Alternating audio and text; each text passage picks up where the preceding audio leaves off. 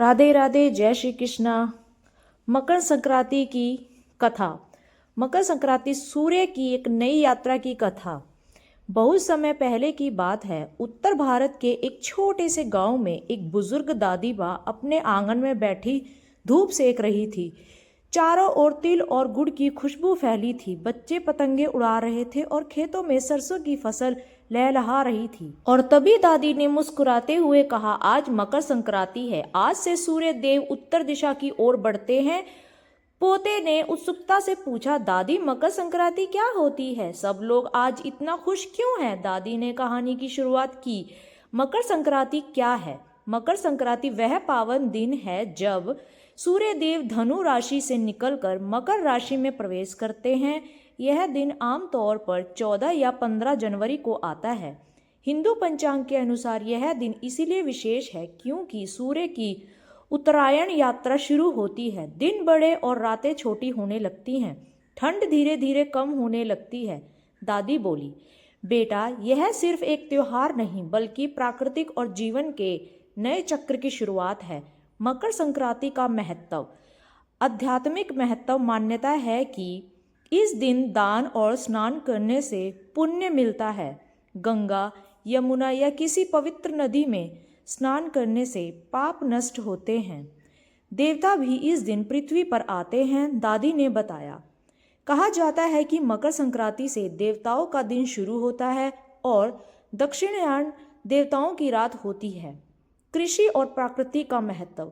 यह त्योहार किसानों का उत्सव है। नई फसल घर आती है, अन्न भंडार भर जाते हैं। धरती माँ के प्रति कृतज्ञता प्रकट की जाती है। इसलिए हर घर में तिल, गुड़, चावल, गन्ना, खिचड़ी और नए अन्न से बने पकवान बनते हैं। सामाजिक महत्व। मकर संक्रांति हमें क्या सिखाती है? आपसी मेल मिलाप, कटुरता भूलकर मधुरता अपनाना। इसलिए कहा जाता है, तिल गुड़ खाओ और मीठा मीठा बोलो। मकर संक्रांति पर क्या करें? दादी ने धीरे धीरे उंगलियों पर गिनाते हुए बताया। प्रातः स्नान करें। सूर्योदय से पहले स्नान करना शुभ माना जाता है और यदि संभव हो तो गंगा जल मिलाकर स्नान करें। सूर्य देव को अर्घ्य दें। तांबे के लोटे से जल अर्पित करें। ओम सूर्याय नमः का जाप करें। दान करें। सबसे पुण्यकारी माने जाते हैं तिल, गुड़ और कंबल। इस दिन इन सब का दान करें। अन्न का भी दान करें। तांबे के बर्तन, दादी बोली। उसके बाद इस दिन किया गया दान 100 गुना फल देता है। तिल गुड़ का सेवन करें। तिल के लड्डू, गज्जक और चिक्की, खिचड़ी और ये शरीर को गर्म रखते हैं और स्वास्थ्य के लिए भी अच्छे हैं। बड़ों का आशीर्वाद लें। माता पिता, गुरु बुजुर्गों के चरण स्पर्श करें। मन में सकारात्मक संकल्प लें।